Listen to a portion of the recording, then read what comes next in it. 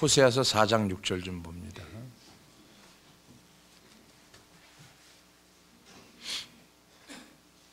호세아서 4장 6절 한 목소리로 보겠습니다. 시작.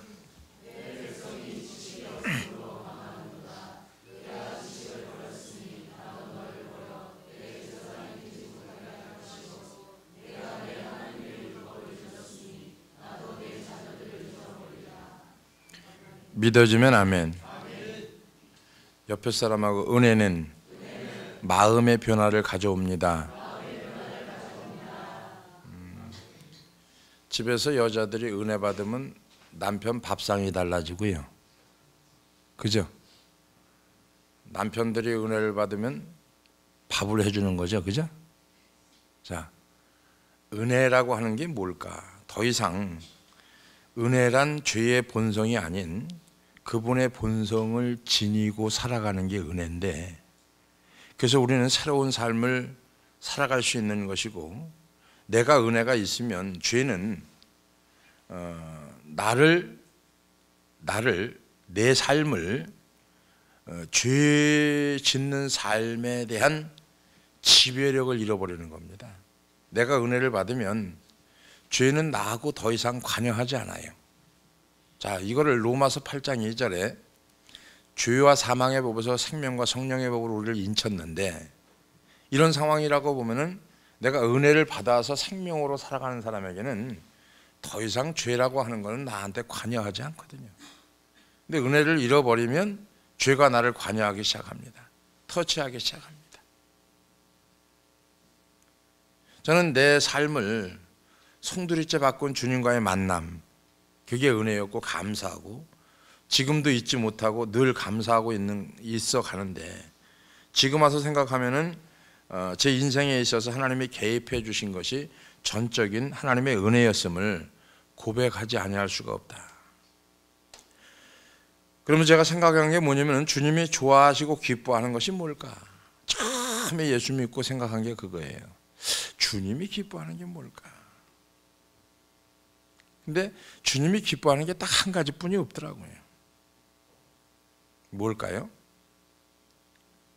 2016년도의 숙제입니다. 오늘 여러분, 주님이 기뻐하는 게 뭘까요? 가장 기뻐하는 게 자신 있어요? 자신이 없어요? 애들이 자신 있으면 저저 그러는데 자신이 없으면 손을 흔들어요. 하나님이 가장 기뻐하는 게 뭐냐면은 순종입니다. 어떤 목사님들이 저한테 그런 얘기를 해요. 이 목사는 참 마음에 드는 게 하나 있어. 그냥 즉시 부르면 오고 즉시 순종한다는 거예요. 저는 어떤 상황이 되든지 순종해요. 일단 뭐 가부를 묻기 전에 예, 뭐라고 하기 전에 예, 그리고 따라가는 게 최고더라고요. 신앙생활 하면서 지금까지, 목회하면서 지금까지. 그래서 순종은 은혜 안에 있을 때 즉시 하게 되고요, 은혜 안에 없으면 즉시 안 하게 됩니다. 하나님의 놀라운 용서와 천국의 약속일 뿐만 아니라 그분의 능력 포함 모든 것을 깨닫고 나서부터 제 삶이 달라지기 시작하는 거죠. 은혜 받으면 삶이 달라지기 시작을 해요. 그죠? 재작년보다 작년이, 작년보다 올해가, 올해보다 내년이. 할렐루야. 사람이 은혜 받으니까 변하는 거예요. 은혜 받으니까. 그 전까지만 해도 하나님의 많은 지시들이 우리에게는 무척 행하기 어려워 보입니다. 율법을 행하는 것은 굉장히 어려운 거예요. 근데 은혜 받으면 쉬워요. 응? 누구나가, 저도 마찬가지지만 열등감이 있습니다. 누구나가 상처받은 자아상 있습니다. 신앙생활 하면서 그거하고 싸워야 돼요. 싸우면서 이기면 버리는 거예요. 지면은 맨날 그것만 갖고 있는 거예요. 어느 사람들을 보면은 맨날 옛날에 상처받은 것만 얘기해요. 싸워서 날마다 지니까 그 얘기만 하는 거예요. 이기면 잃어버리게 돼 있습니다. 그렇게 되면은 내 삶의 성령의 열매가 왜 적은지 의문을 갖게 돼 있고, 내게 이미 그분의 성품이 있음을 깨달은 저와 여러분이 되어지고 그 깨달음이 인정되어질 때 어떡합니까? 삶이 안정되는 거예요. 생각이 안정되고 마음이 안정되고 행동이 안정되면요, 삶은 저절로 안정돼 가는 거거든요. 하나님의 나라를 위해서 다른 사람에게 미치는 영향력이 있게 되죠. 주 예수를 믿으라, 그리하면 너와 내 집이 구원을 얻으리라. 먼저 믿은 사람이 가정에 영향력을 끼치니까 가족들이 예수를 믿게 되는 거지, 먼저 믿은 사람이 영향력을 가족에게 끼치지 못하면 그 가족은 예수를 믿지 않습니다. 내가 믿은 예수 그리스도가 가족에게, 친척들에게, 누구에게나 영향력이 있는 저와 여러분이 되어지기를 주의 이름으로 축원합니다. 새벽에도 말씀드린 것처럼 천국하고 죄만 해결받으면 돼요. 성경 그렇게 되어 있지 않거든요. 창세기 1장 28절에 어떻게 합니까? 생육하고 번성하고 땅에 충만하고 정복하고 다스리라고 그랬어요. 다스려야 되는데 다스리지 못하니까 뭐만 알아요? 천국 가는 거. 예수 믿으면 천국 가는 건 다 알아요. 그 다음에 예수 그리스도를 믿음으로 인해서 죄를 지면 회개하는 거 다 알아요. 응? 그러니까 이런 걸 우리가 어떻게 바라봐야 되냐 이거죠. 잘못 들었고 잘못 배운 거예요. 자, 베레아 초대교회 성도들은요, 성품이 더 고결하다라고 되어 있는데, 바울은 하나님께 받은 계시를 전했으나 그들은 그것을 그냥 액면 그대로 받아들이질 않았어요. 그들은 성경을 부지런히 공부해서 그의 가르침을 확인했습니다. 하나님은 그런 그들의 성품이 더 고결하다라고 선포를 합니다. 그러나 아무리 흥미진지한 가르침일지라도 우리는 그 가르침이 성경과 일치하는지 직접 확인해 봐야 된다. 교회에서 예배에서 보면은 엉뚱한 말들을 참 많이 합니다. 이런 거죠. 우리 인생에 내린 선택들 때문에 고민하지 말라는 거예요. 왜? 잘못된 일을 아무리 선택했어도 결국 우리 삶은 하나님의 뜻대로 되어진다는 거예요. 착각입니다. 이 수많은 일들을 교회에 행하고 있어요. 우리가 선택한 거 걱정하지 마십시오. 하나님의 뜻대로 다 이루어져 갈 겁니다. 그럼 가룟 유다가 선택한 길을 하나님이 인도해 갔어요? 아니거든요. 파악을 잘해야 되고 잘 알아야 됩니다. 대다수 성도들은 그냥 웃으면서 고개를 끄덕이는 거죠. 논리적으로 말이 되니까 그런 말을 당연히 받아들이는 겁니다. 또 제가 어떨 때 들으니까 어떤 기독교 방송에서 그런 얘기를 해요. 우리 교회는 상식만 통하는 교회래요. 인간의 상식이 통하면 하나님의 말씀은 통하지 않습니다. 인간의 세 자릿수 머리를 가지고 하나님을 이해 못합니다. 말씀은 믿어야지 이해되는 게 아니에요. 교회는 상식이 통해야 되는 게 아닙니다. 하나님의 말씀이 통해야 되고 그 말씀으로 이루어지는 저와 여러분이 되어지기를 주의 이름으로 축원합니다. 그래 놓고 자신들의 삶이 왜 그렇게 힘든지 의아해합니다. 상식이 통한다는 거예요. 근데 삶이 어려워요. 근데 왜 어려운지 이유를 몰라요. 고민에 빠져 있습니다. 성경은 말합니다. 내 명철을 의지하지 말라. 잠언서 3장 5절에. 응? 아마 그 사람들은 이 잠언서 3장 5절을 아마 안 읽었을 것 같아요. 우리 한번 읽어봅시다. 시작.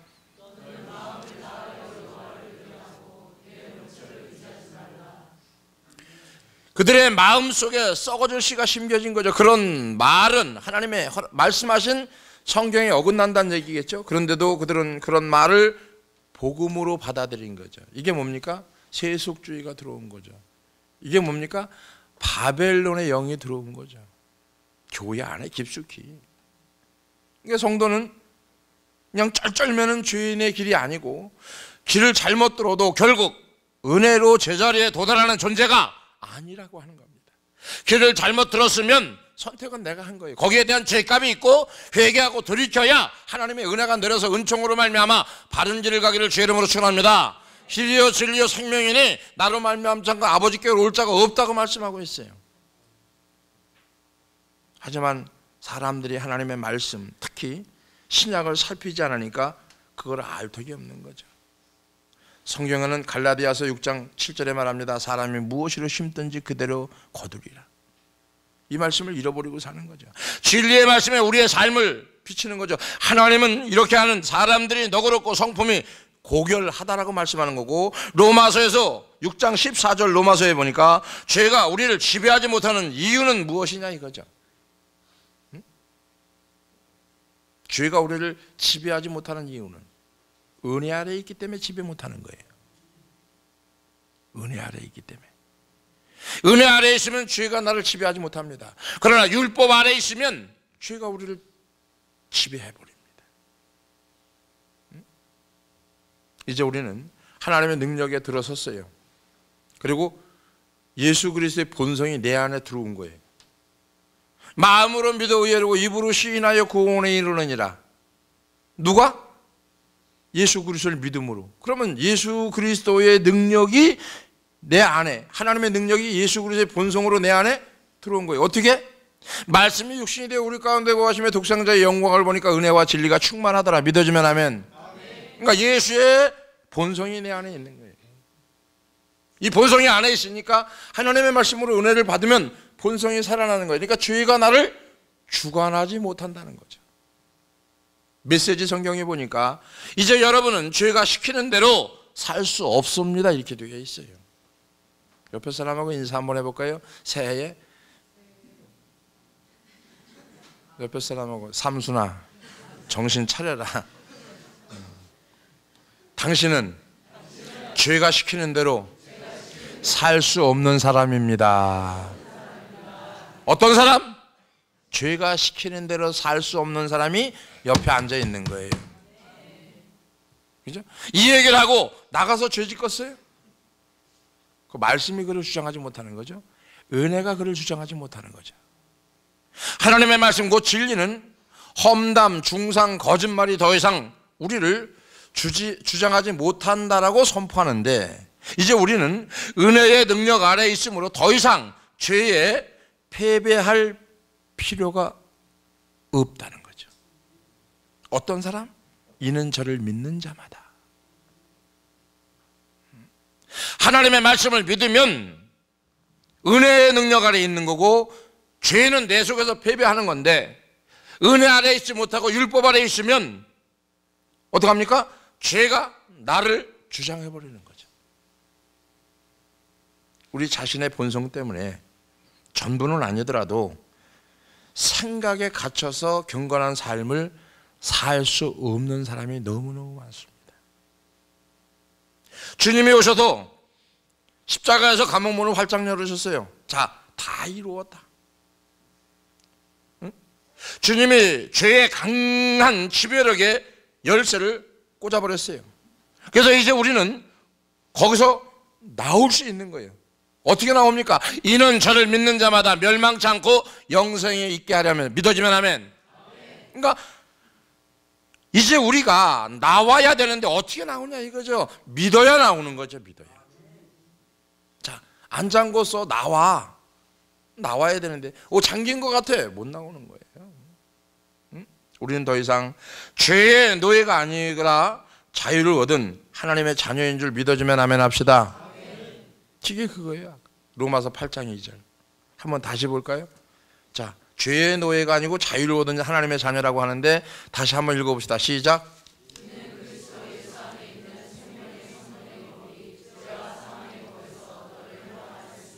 근데 왜 아직까지도 신앙생활이 힘들어할까요? 새 생명을 받았으므로 죄는 더 이상 우리의 주인이 아니고 나의 주인이 아니고 예수께서 감옥문을 여시고 나오라고 하는데 왜 아직도 힘들어할까요? 자유의 몸으로 그분이 원하시는 비범한 삶을 살아갈 수 있는데도 불구하고 왜 아직도 힘들어할까요? 주님은 은혜가 우리에게 그분의 본성과 능력을 주었기 때문에 은혜의 잠재력이 내 안에 보이면, 은혜가 우리에게 있어서 그분의 본성이 내 안에 있고 그분의 능력이 내 안에 있다고 하면은 어떡합니까? 자유롭게 살 수 있는데 이게 안 믿어지는 거예요. 단지 뭐만 믿어지냐면은 그냥 죄가 해결받았다는 거, 이론으로만, 입으로만 믿어지는 거예요. 그래서 성경은 말합니다. 마음으로 믿어 의에이르고 입으로 시인하여 구원에 이르느니라. 히브리서 11장 6절에 믿음이 없이는 하나님의 기쁘게 할 수가 없다 그럽니다. 그래서 하나님을 기쁘게 못하나니 하나님께 나아가는 자는 계신 거고 또 그가 자기를 찾는 자에게 상 주시는 이심을 믿어야 할지니라. 믿어야.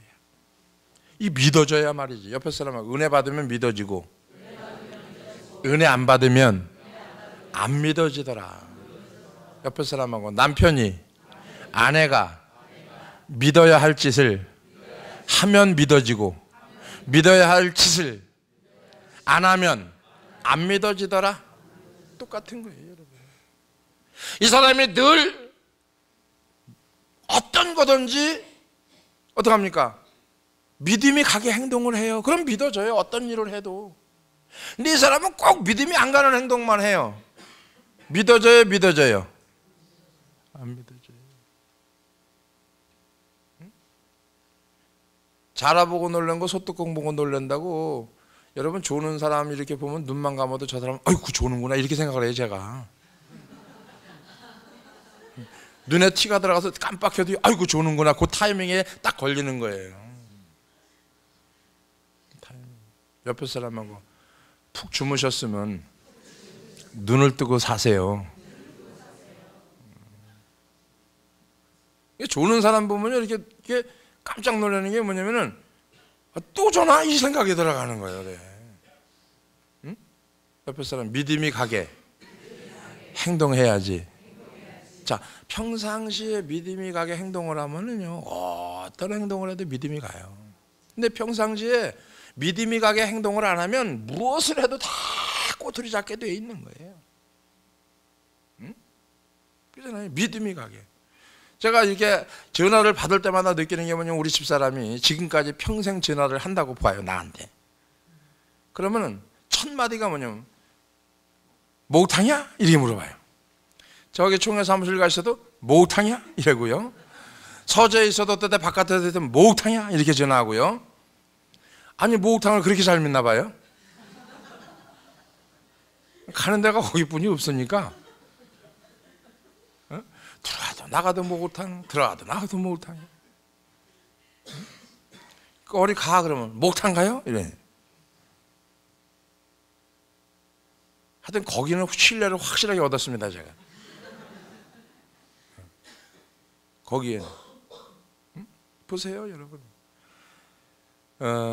누구나가 마찬가지. 가정에서 아내가 남편에게 신임을 얻으면 아내가 무엇을 하든지 남편이 신임을 하는 거고요. 남편이 뭘 하더라도 아내가 신임을 하면요 어떤 행동을 하더라도 신임을 하는 거예요, 여러분. 응? 똑같은 거예요. 여러분이 어떤 행동을 해도 안 좋은 사람은요 저 사람 눈 감으면 눈에 뭐가 들어갔나 이렇게 생각을 해요. 이제.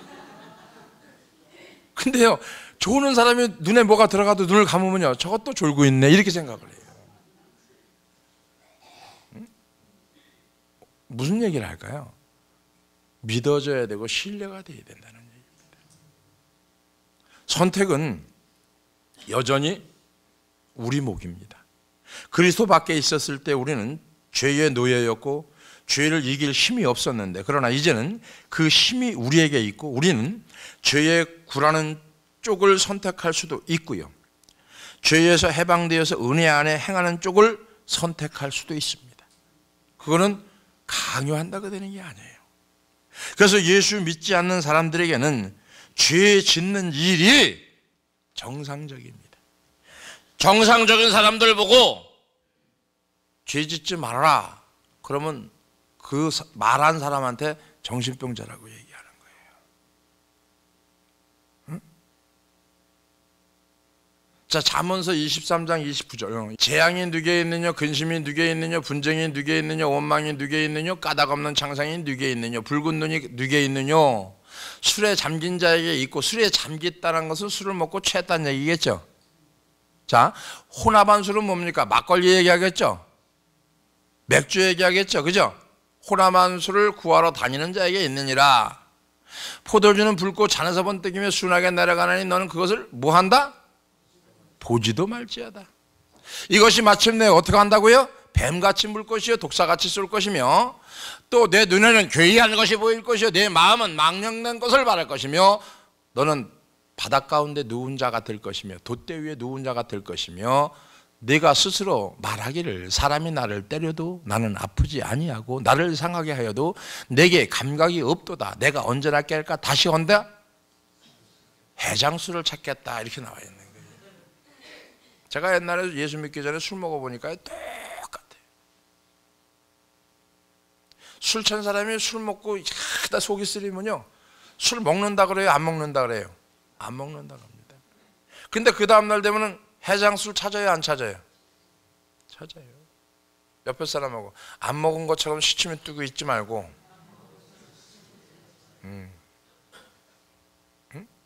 해장술 찾는 거예요 여러분. 이런 사람들한테 안 믿는 사람한테 이게 죄입니다. 술 먹는 게 죄입니다. 이렇게 얘기하면은 그 사람은 지금 정상인데 그 사람이 아유 난 죄인입니다 이렇게 얘기하겠어요? 안 합니다. 예수 믿는 우리에게는 정상이 아니지만 예수 믿는 우리에게는 정상이 아니지만 예수 안 믿는 사람들에게는 정상입니다. 이게 정상이라니까요 여러분. 그래서 성령은 예수 믿는 사람에게는 정상으로 받아들여지지만 예수를 안 믿는 사람에게는 의문이 자꾸 생기고 의혹이 생기고 이해하려고 그러고 안 믿어지는 거예요.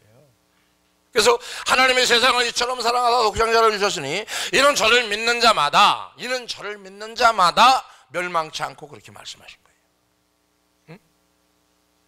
예수 안에 있는 사람은 죄를 이길 능력이 있는데 왜냐하면 예수 그리스도의 본성이 내게 있으니까 죄를 이길 능력이 있는 거거든요. 응? 사람은요 두 가지 구도로 갈 수 있어요. 죄의 본성으로 움직이는 사람이 있고요 예수 그리스도의 본성으로 움직이는 사람이 있어요. 즉 다시 말하면 죄의 본성으로 움직이는 사람은요 은혜가 떨어진 사람을 말하고요 예수 그리스도의 본성으로 움직이는 사람은 은혜 받은 사람을 말합니다. 은혜 받은 사람은 은혜 받은 대로 움직이고요 은혜 받지 않은 사람은 은혜 받지 않은 대로 움직입니다. 교회 안에 보면은요 목사들도 똑같아요. 목사들도 은혜 받으면은요 은혜 받은 대로 가요. 근데 은혜 못 받으면은요 은혜 못 받은 자리로 가요. 그래서 복 있는 사람은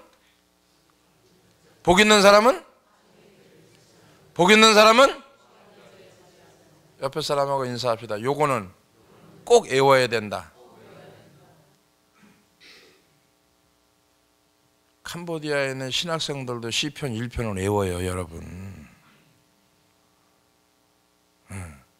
시편 1편은 캄보디아 신학생들도 외워요. 이제 6개월 된 사람들도. 옆에 사람하고 몇 년 되시오? 몇 년 되시오? 얘기해봐. 몇 년 되시오? 10년 되시오? 옆에 사람하고 10년 되면 뭐하냐? 시편 1편 1절도 못 읽는데 정신 차리셔야 됩니다. 암송하는 게 중요한 게 아니고요. 메시지 성경에서 보면은 로마서 6장 15절 16절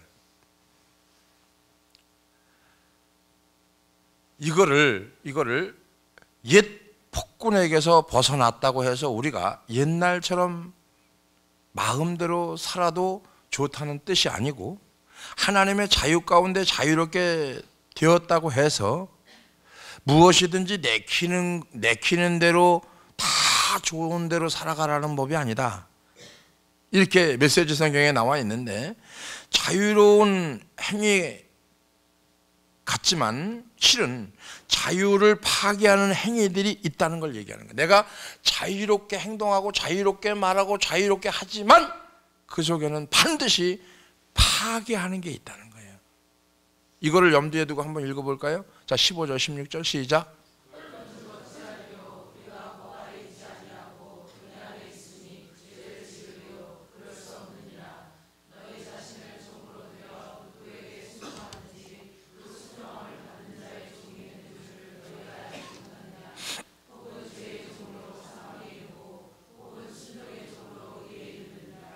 믿어주면 아멘. 자신을 죄에 바치면 자유의 행위는 끝이 나버린다는 얘기고요. 그러나 하나님의 길에 바쳐보면 그 자유는 결코 그치는 법이 없다는 거죠. 자유가 그치는 법이 없다. 그래서 회개는 단순한 게 아니고요, 진리의 문제입니다. 진리를 알지니 진리가 너희를 자유케 한다고 그랬어요.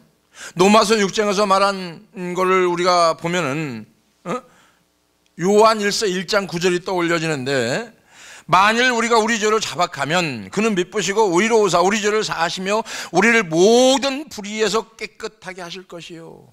죄를 자백한다는 것은 그냥 건성으로 제가 죄를 지었습니다, 용서해요, 그 뜻이 아닙니다.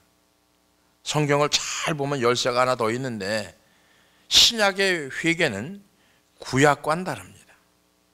구약 시대의 사람들은 자신의 진심을 보이려고 베옷을 입고 죄를 뒤집어 썼다고 하면은, 근데 신약의 회개는요, 진리의 문제입니다. 마음이나 생각의 온전한 변화를 가져와야 회개라는 거예요. 마음하고 생각과 마음이 온전히 회개가 되면 행동이 달라지거든요. 이럴 때 진리가 너희를 자유케 하리라. 할렐루야. 그래도 고린도서 3장 17절에도 주의 영이 임한 곳에 자유함이 있느니라. 그래서 우리가 거룩해지는 게 왜 거룩해지느냐? 말씀과 기도로 거룩하여짐이니라. 믿어주면 아멘. 그러니까 신약의 회개와 구약의 회개는 다른 거예요, 여러분. 신약의 회개는요, 마음하고 생각하고 마음하고 뒤집어져야 행동이 나오는 거예요. 이게 안 나오면은요, 회개가 아니에요.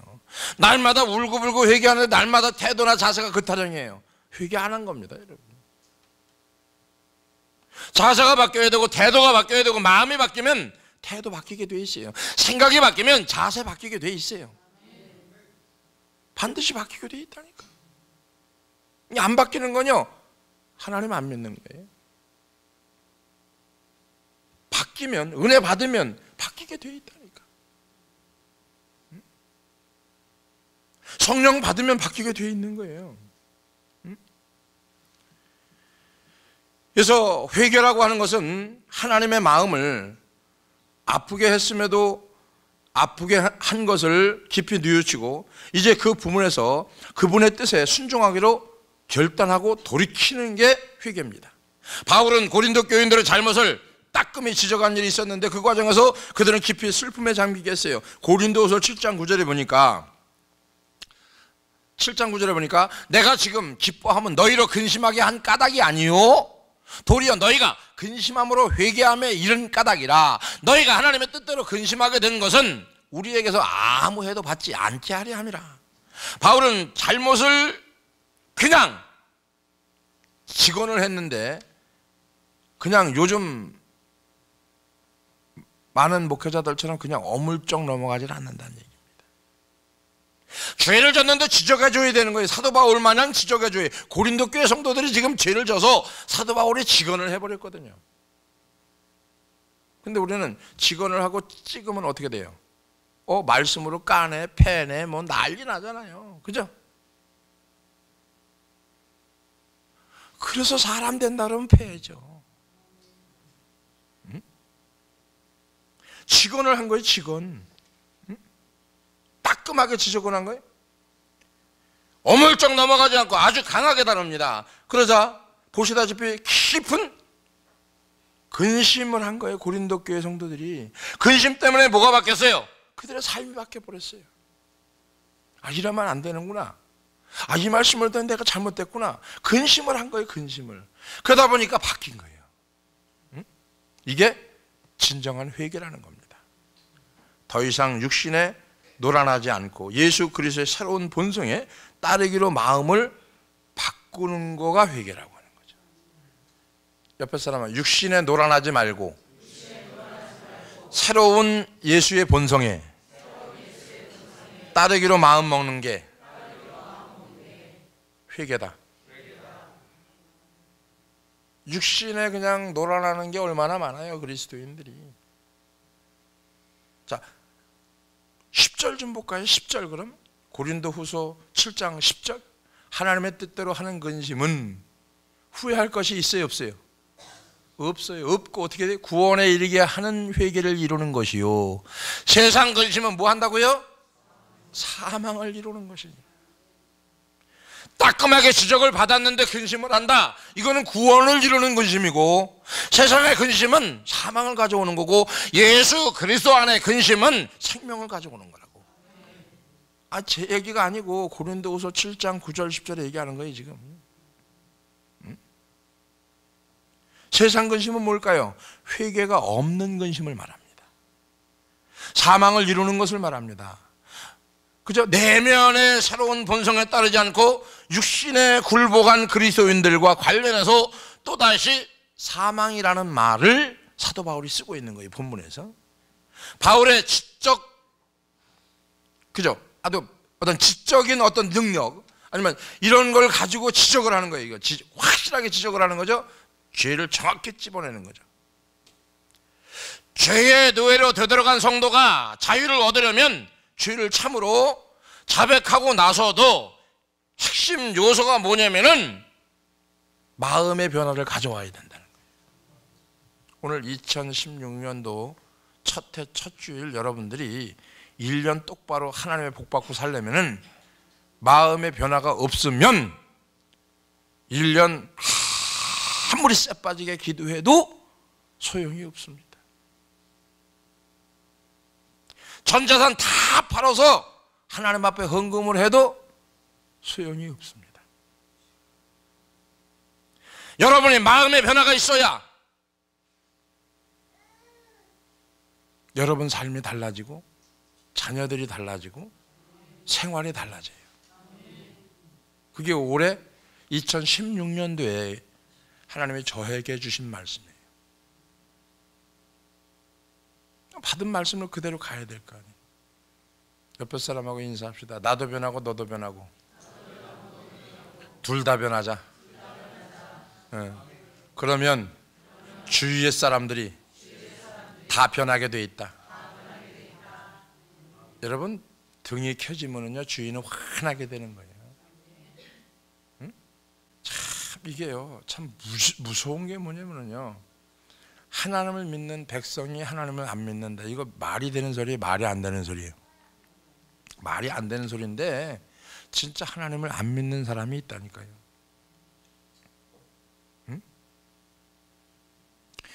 회개는요 마음의 참된 변화가 회개인데 바울은 그리스도인들을 대상으로 왜 하나님의 뜻대로 하는 근심은 후회할 것이 없는 구원에 이르게 하는 회개를 이루는 것이라고 했는지 궁금해할 수 있는데 여기서 구원이라는 말은요 거듭났다는 뜻이 아니고요. 여기에 쓰인 그리스어 단어는 소텔리아라고 하는 단어인데 해방, 안전, 건강을 뜻합니다. 해방이라는 정의에 초점을 맞추면 바울이 지금 이 그리스도인들에게 그들이 천국 입장권을 서로 얻었다고 말하는 게 아니고요. 바울의 말은 그들의 깊고 경건한 슬픔 덕분에 진정한 회개에 이르렀고 그래서 죄의 종이던 상태에서 이제 너희들이 해방됐구나. 할렐루야. 이걸 얘기하는 거예요. 옆에 사람 보세요. 죄의 노예였던 당신이 드디어 해방됐습니다. 자, 그리스도 안에 있는데 아직까지도 죄에 매여있던 그 사람이 거기서 해방돼 나온 거를 사도 바울이 얘기하는 거예요 지금. 잠언서에도 볼까요? 28장 13절 잠언서. 자 시작.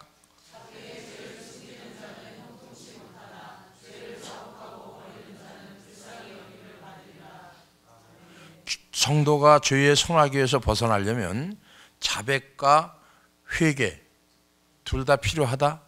믿어주면 아멘. 한 가지만 필요한 게 아니고요. 둘 다 필요하다는 거예요. 내가 회개했다 해서 끝나는 게 아니고 자백이 필요하다는 거예요. 자백. 근데 우리는 한 가지만 하잖아요. 하나님한테 회개해서 끝이잖아요. 아니요. 자백이 필요하다는 거예요. 그래서 1907년도 평양의 부흥운동은요. 자백과 회개가 이루어진 거예요. 공개적인 죄자복과 회개가 필요했던 거예요. 여러분, 사람이 바뀌는 거는요, 공개적인 죄자복이 돼야 바뀌고요, 그래야 회개가 이루어지는 거예요. 그러니까 내가 공개적인 죄자복을 통해서 그 죄에서부터 떠나버리는 거예요. 해방된 거예요. 근데 이거 죄를 자복 안 하잖아요. 옆에 사람하고 인사합시다. 두고두고 생각난다. 이거를 예화로 들어드리면은, 부부가 결혼을 했어요. 싸움을 해요. 새끼 줄 엮듯이 엮어요. 영 엮듯이 엮어요. 영. 우리 집사람도요, 그 전에 보면 다 한 거는 기억 안 하는데요, 잃어버린 거는 기억 안 하는데, 기억하는 게 있어요. 그게 뭐냐면, 내가 그 전에 잘못했던 거는 끝까지 30년이 지났는데도 지금까지 기억을 해요. 응? 무슨 얘기일까요? 응? 자백과 회개가 있어야 된다는 거예요. 응? 우린 이럽니다. 아유, 하나님한테 회개했으면 됐지 뭐. 요거는 회개만 한 거예요. 자백을 안 한 거예요. 부부지간에 싸웠어요. 하나님, 우리 남편 이래 해갖고 이랬어요. 끝났어요. 근데 남편한테 가서, 여보, 내가 미안해, 잘못했어. 이거 안 하면은요, 자백이 안 되면 관계가 성립이 돼야 안 돼요? 안 됩니다, 여러분. 이거를 우리 하나님께서 가정에다가 주신 거예요. 그래서 가정교회가 굉장히 중요한 게 바로 그겁니다. 여보, 미안해, 내가 잘못했어. 이러면은요, 다시 그 상황이 오더라도, 아, 내가 용서를 빌었고 잘못했다고 그랬는데 인간의 자존심이 상하니까 안 합니다. 근데 이걸 안 했어요. 미안해, 잘못했어, 얘기를 안 했어요. 그럼 회개는 했는데 자백을 안 했기 때문에 계속 죄를 짓게 돼요. 응? 근데 성질이 이게 더러운 사람들이요, 잘 안 바뀌어요. 근데 다짐을 하면 바뀌더라고, 보니까. 다짐을 하고 살을 드러내는 아픔을 겪고 이 십자가에 못 박는 생각을 하고 살면요, 바뀌게 돼 있어요. 내가 안 바꾸려고 그러니까 그러지, 바꾸려고 생각만 하면 바꿔져요. 응? 그래서 저는 다른 거는 모르더라도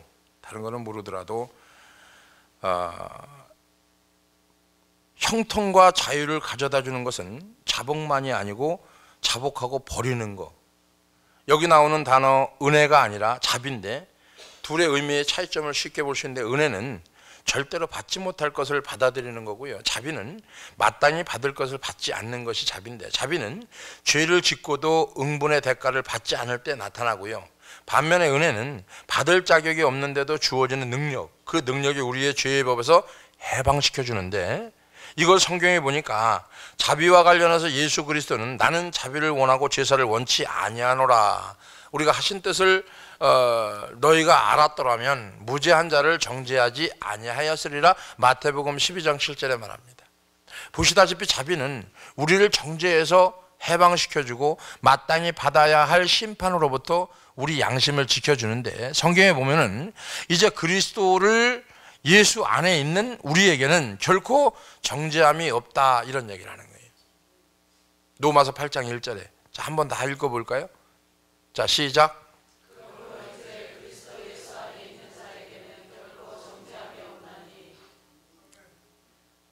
이게 자비예요. 이게 자비인데 뭐 한다고요? 자백하고 회개가 이루어졌을 때, 하나님은 우리에게 얼마나 놀라운 자비를 베풀어 주셨어요. 반면에 히브리서 4장 16절에 보니까, 그러므로 우리는 긍휼하심을 받고 때를 따라 돕는 은혜를 얻기 위하여 은혜의 보좌 앞에 담대히 나갈 것이니라 그랬어요. 긍휼하심을 받고, 이게 뭐냐, 자비하심을 받고 때를 따라 돕는 은혜를 얻기 위해서 은혜의 보좌 앞에 담대히 나갈 것이니라. 믿어주면 아멘. 자비는 우리가 실패한 일, 회개한 죄에 대해 주어지지만, 그러나 은혜는 우리를 돕고 능하게 하려고 주어진다라고 하는 거죠. 그래서 우리는 늘 은혜 안에 거하는 저와 여러분이 되어지기를 주의 이름으로 축원합니다. 옆에 사람하고 은혜 안에 거하는 삶이 될 때 생활이 변하는 거죠. 할렐루야. 그래서 2016년도 여러분들이 딱 한 가지 가져가야 될 것이라고 있다고 하면은, 마음의 변화를 가져오려면 은혜를 사모하시길 주의 이름으로 축원합니다. 그래서 은혜 위에 은혜가 임할 수 있는 것, 사도 바울의 고백이 있고요. 그래서 그 은혜 위에 은혜가 임할 때 여러분이 가는 발걸음, 여러분이 생각하는 것, 여러분이 마음 먹은 것이, 생각만 한 것이, 마음으로 먹은 것이 그대로 현실로 보여지는 거예요. 믿어지면 아멘? 이거 여러분 가끔 경험하잖아요. 매일 경험은 못해도 가끔 경험해요, 경험하잖아요. 그러니까 날마다 경험해야 돼요, 가끔 경험해야 돼요? 어? 옆에 사람은 날마다 경험합시다. 믿어지는 사람만 아멘. 날마다 경험해야 돼요. 뭐를 날마다 경험해야 돼요? 은혜를. 그래서 왔다 가는 은혜에 머물지 말고 지속적 은혜에 머물자. 지속적 은혜에 머물라고 하면은 하나님은 세상을 이처럼 사랑하사 독생자를 주셨으니 이는 지속적으로 믿는 자마다 멸망하지 않는 거예요. 지속적으로. 응? 가끔 믿는 게 아니고 지속적으로 믿어야 멸망하지 않는 거예요. 감사한 거죠. 지속적으로 믿어야 멸망하지 않는데 가끔 지속하면은요, 가끔 지속할 중간에 수렁이 있잖아요. 그때 싹 죽어버리는 거예요. 그러면 헤어나올 길이 없는 거예요. 여러분 한 번 은혜 떨어져갖고 선택 잘못하고 나면요, 그거 자존심 상해서 그 돌아와요? 못 돌아옵니다. 그래서 오늘 본문 말씀의 제목처럼 은혜는 마음의 변화를 가져오는데, 이 은혜가 여러분의 가정 위에 1년 365일 임하기를 주의 이름으로 축원합니다. 기도합니다. 고맙고 내려오신 아버지 감사합니다. 아버지께서 주어진 일에 최선을 다할 수 있도록 축복해 주시고 이루어진 일에 최선을 다할 수 있도록 인도해 주심에 감사를 드리며, 은혜 안에 있을 수 있는 귀한 종들 되게 하여 주시고, 은혜가 있어야 봉사도 하고 겸손할 수 있고, 은혜가 있어야 믿음이 생기고 자라가게 되는 줄로 믿습니다. 큰 생교회 1년 동안 은혜 위에 은혜를 더하여 주셔서 하나님의 살아계심을 경험할 수 있는 종들이 되게 하여 주시고, 자백과 회개를 통해서 하나님의 경험을 이룰 수 있는 귀한 심령들이 될 수 있도록 축복해 주시옵소서. 감사 영광 올리며 예수님의 거룩하신 이름으로 축복하며 기도합나이다. 아멘.